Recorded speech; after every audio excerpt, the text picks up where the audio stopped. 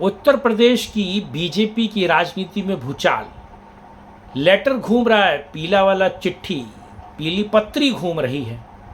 कैसे किन किन पर कार्रवाई होने वाली है, कौन कौन से अध्यक्ष हटाए जा सकते हैं, हार की समीक्षा किस तरीके से हो रही है, क्यों मामा का नाम आ रहा है, और क्या आरएसएस वर्सेस बीजेपी है, क्या कुछ निकल रहा है, पूरी खबर और कमेटी कौन सी बनी है, 272 के लिए क्या कोशिशें चल रही हैं, पूरा का पूरा वीडियो विस्तार से।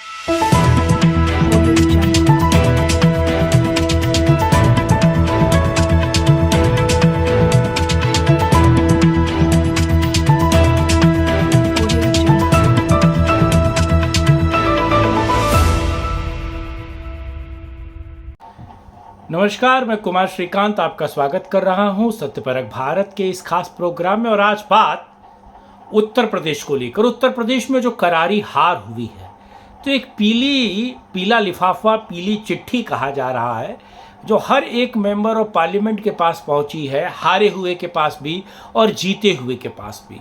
और वो सारा एक संगठनात्मक कार्य हो रहा है। अंदर खाने अब किसकी छुट्टी होने वाली है, कौन आने वाला है, इस पूरी बीजेपी की संगठन से जुड़ी हुई खबर आप तक आज लेकर आया हूं। मैं चाहता हूं कि वीडियो को अंत तक देखिए, वीडियो को लाइक, शेयर, चैनल को सब्सक्राइब कीजिए। साथ ही साथ आप सत्यपरक भारत की इन्वेस्टिगेटिव जर्नलिज्म को सपोर्ट करना चाहते हैं तो QR कोड को स्कैन करके आप सत्यपरक भारत को सपोर्ट सहयोग कर सकते हैं। बहरहाल खबर को समझते हैं। देखिए, तकरीबन पूर्वांचल में 18 ऐसी सीटें थी जिसमें से बीजेपी महज 4 के आसपास जीती है और बाकी सब की सब हारी है। 2014 में ज़्यादातर वो सीटें बीजेपी जीत गई थी। 2019 में 2-1 को छोड़ दिया जाए तो बीजेपी ने बहुत बेहतर प्रदर्शन किया था।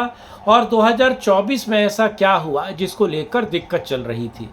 खबर ये है कि एक कमेटी बनी है, जिस कमेटी में उत्तर प्रदेश के मुख्यमंत्री योगी आदित्यनाथ हैं, उत्तर प्रदेश के दोनों डिप्टी CM हैं और उत्तर प्रदेश के बीजेपी अध्यक्ष भी हैं। कहा जा रहा है कि एक लेटर बम निकला है और हर एक हारे और जीते हुए मेंबर ऑफ पार्लियामेंट से कहा गया है कि साहब, आपका जो वोट कम हुआ है और जिस तरीके से आप हारे हैं या फिर कितनी मुश्किल तरीके से आप जीते हैं, क्या कुछ संगठन की दिक्कतें थी, कैसे हारे हैं, क्या कुछ निकला है, आप वो सारी चीज़ें लिखित तौर पे दीजिए। यानी कि फीडबैक मांगने का एक तरीका है। अब मैं आपको बताऊं कि किन किन की छुट्टी होने वाली है, कौन कौन जाने वाले हैं, उस पर तो मैं आऊँगा। लेकिन कहा जा रहा है जितने भी हारे हुए सांसद हैं, सब ने सील बंद लिफाफे में उस कमेटी को सारी जानकारी दी है कि किन विधायकों के कारण ये सीट हारी गई है, किन विधायकों ने और पार्टी के किन लोगों ने भीतर घात किया है, या फिर जो जिला स्तर कमेटियाँ होती हैं पार्टी की, वो किस तरीके से चीज़ों को बता रहे हैं कि हार और जीत के पीछे का नफ़ा नुकसान क्या है। कहा जा रहा है कि गाज इस पर गिरने वाली है और उत्तर प्रदेश के जो बीजेपी अध्यक्ष है उनको निकालने वाली है पार्टी। अब बड़ा सवाल एक और इसमें निकल कर आता है। देखिए, तो जो हार और जीत हुई है, अगर उसका खामियाजा या फिर उसकी तलवार चलेगी, हार की समीक्षा की जाएगी, तो बीजेपी जब हार की समीक्षा करती है और किसी चीज़ का इलाज करती है तो बड़े मध्यम और बड़े बारीक तरीके से करती है। यानी कि जो लोग हारे हैं, जो लोग हाशिए पर हैं, उनका फीडबैक भी लिया गया है।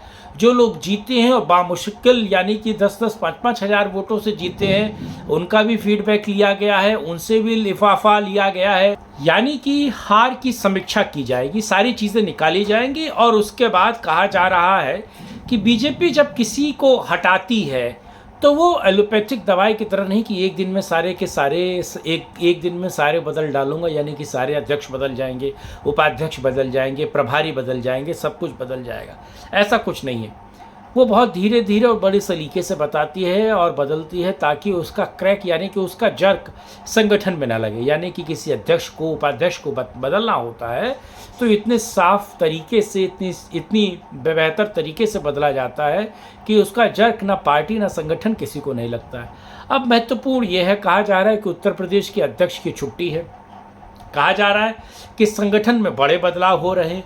संगठन में सुनील बंसल की वापसी हो रही है और पीली चिट्ठी में बहुत कुछ निकला है और कहा जा रहा है कि अमित शाह बहुत जल्दी ही और नरेंद्र मोदी एक बैठक करने वाले हैं जिसमें बीजेपी की ये पांचों लोग माफ़ कीजिएगा, ये सभी लोग वहाँ पर मौजूद होंगे और फिर गुणा गणित देखा जाएगा और हार की समीक्षा की जाएगी कि क्यों हारा गया है, कैसे हारा गया है, किन लोगों ने हराया है।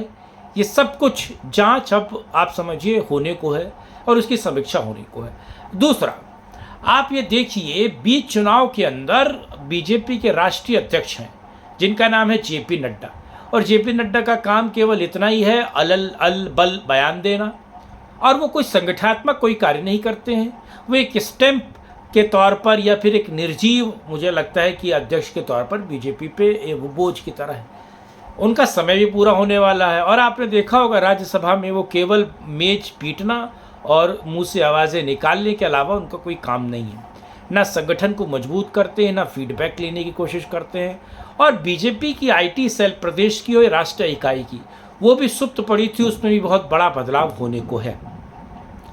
कहा जा रहा है कि उत्तर प्रदेश के अध्यक्ष और पार्टी इकाई के तमाम मंत्रियों को एक ही साथ बदला जाएगा और धीरे धीरे बदला जाएगा। साथ ही साथ राष्ट्रीय अध्यक्ष के तौर पर शिवराज सिंह चौहान का नाम चल रहा है और शिवराज सिंह चौहान को बीजेपी राष्ट्रीय अध्यक्ष बनाने जा रही है, क्योंकि शिवराज सिंह चौहान अगर 6 लाख से ऊपर की मतों से जीत रहे हैं विदिशा से और वो जीत कर आ रहे हैं संसद, और 26 की 26 सीटें वो माफ़ कीजिएगा कि पूरे मध्य प्रदेश की सभी सीटों को अगर निकाल रही है बीजेपी, और बीजेपी की झोली में या फिर नरेंद्र मोदी के झोली में शिवराज सिंह चौहान डाल रहे, तो उन्होंने अपने आप को सिद्ध किया है।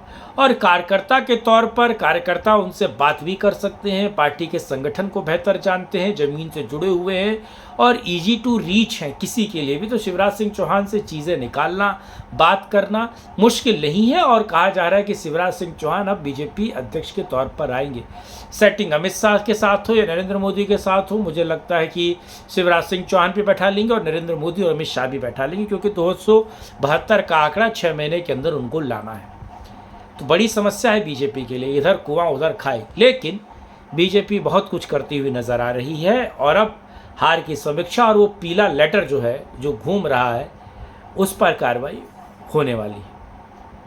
ये पूरी खबर, ये पूरी समीक्षा आपको कैसी लगी? लाइक कीजिएगा, शेयर कीजिएगा, चैनल को सब्सक्राइब कीजिएगा और कमेंट बॉक्स में अपनी राय देते हुए इस वीडियो को लोगों तक शेयर करके इन्वेस्टिगेटिव जर्नलिज्म को सपोर्ट सहयोग करना चाहते हैं तो आप बेल आइकन दबा सकते हैं और स्कैन करके हमें सहयोग समर्थन दे सकते हैं। साथ जोड़ने के लिए, इस मुद्दे पर बात करने के लिए बहुत धन्यवाद। जय हिंद, जय भारत, वंदे मातरम, नमस्कार।